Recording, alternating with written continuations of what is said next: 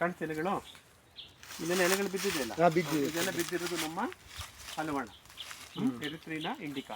ನೋಡಿ ಅಲ್ಲೊಂದು ಹಲವಾಣ ಇದೆ, ಇಲ್ಲೊಂದು ಹಲವಾಣ ಇದೆ, ಅಲ್ಲೊಂದು ಹಲವಾಣ ಇದೆ, ಅಲ್ಲೊಂದು ಹಲವಾಣ. ಇದು ನಿಮ್ಮ ಪ್ರಶ್ನೆಗಳಿಗೆ ಉತ್ತರಗಳು ಬರ್ತಾ ಹೋಗುತ್ತೆ. ನೀವು ಕೇಳ್ತೀರಾ ಮುಖ್ಯ ಬೆಳೆ ತೆಂಗು, ಸಂಗಾತಿ ಬೆಳೆ ಹಲವಾಣ, ಗ್ಯಾಪ್ ಎಷ್ಟು ಕೊಡಬೇಕು ಅಂತ. ಪ್ರಾರಂಭಿಕ ದಿನಗಳಲ್ಲಿ ಅಂದರೆ 2022 ಜೂನ್ ಜುಲೈನಲ್ಲಿ ನಾವಿನ್ನು ಮೊದಲನೇ ಸಲ ನಾಟಿ ಮಾಡೋಕ್ಕೆ ಬಂದಾಗ ನಮಗೆ ಈ ಕಾನ್ಸೆಪ್ಟ್ ಆಗ್ಬೋದು, ಸಂಗಾತಿ ಗಿಡದ ಕಾನ್ಸೆಪ್ಟ್ ಆಗ್ಬೋದು, ಈ ಡಿಸ್ಟೆನ್ಸ್ ಆಗ್ಬೋದು, ನಾವು ಯಾವುದೂ ನಾನು ಸ್ಟಡಿ ಮಾಡಿರಲಿಲ್ಲ.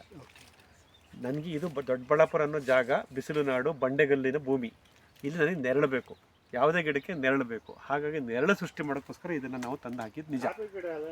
ಹಾಂ, ಕಾಫಿ ಗಿಡ. ಸೊ ತಂದು ಹಾಕಿದ್ವಿ. ಹಾಗಾಗಿ ಇದೇನಿದೆ ಈ ಹಾಲವಾಣದ ಗಿಡ ಅಲ್ಲಿಂದನೇ ಬಂದು, ಸಕಲೇಶ್ಪುರ ತೋಟದಿಂದನೇ ಬಂದಿದ್ದು, ಆ ಭಾಗದಿಂದ ಬಂದಿದ್ದು. ಇದು ನಾವು ಸಂಗಾತಿ ಗಿಡಕ್ಕೆ ಹಾಕಿದ್ದೀವಿ. ಇದಕ್ಕೆ ನಿರ್ದಿಷ್ಟ ಅಂತರ ಅಂತ ಏನಿಲ್ಲ, ನೀವು ವಿವಿಧ ಅಂತರಗಳನ್ನು ಗಮನಿಸ್ತಾ ಹೋಗ್ತೀರಾ. ಒಂದೊಂದು ಗಿಡಕ್ಕೂ ಒಂದೊಂದು ಅಂತರಗಳನ್ನು ನಾವು ಮೇಂಟೈನ್ ಮಾಡಿದ್ವಿ.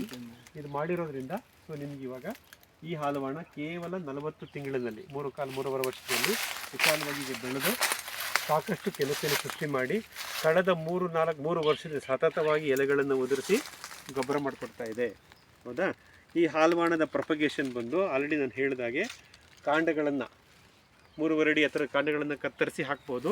ಇಲ್ಲಾಂದರೆ ಕೆಂಪನೆ ಹೂ ಬಿಟ್ಟು ಗೊಂಚಲು ಕಾಯಿಗಳನ್ನು ಬಿಟ್ಟು ಆ ಕಾಯಿಯನ್ನು ಉದುರಿಸುತ್ತೆ. ನೋಡಿ ಇಲ್ಲಿ ನಾವು ಬಂದಿರೋದನ್ನ ಇದ್ರ ಹಾಲವಾಣ ಮರದ ಕಾಯಿಗಳು ಇಲ್ಲಿ ಉದುರಿದೆ. ಹೌದಾ? ಹಾಂ, ಇದು ನಿಮ್ಮ ಬೀಜ. ಈ ಇಷ್ಟು ಬೃಹದಾಕಾರದ ಮರದ ಪುಟಾಣಿ ಬೀಜ ಇದನ್ನು ಮುಳ್ಳು ಇಲ್ಲದ ಹಾಲವಾಣ, ಎರಿತ್ರಿನಾ ಇಂಡಿಕಾ. ಈ ಒಂದು ಎರಿತ್ರಿನಾ ಗಿಡದ ಹಾಲವಾಣ ಗಿಡದ ಬೀಜಗಳು ಈ ಎಲೆಗಳಲ್ಲಿ ಈ ರೀತಿ ಇರುತ್ತೆ.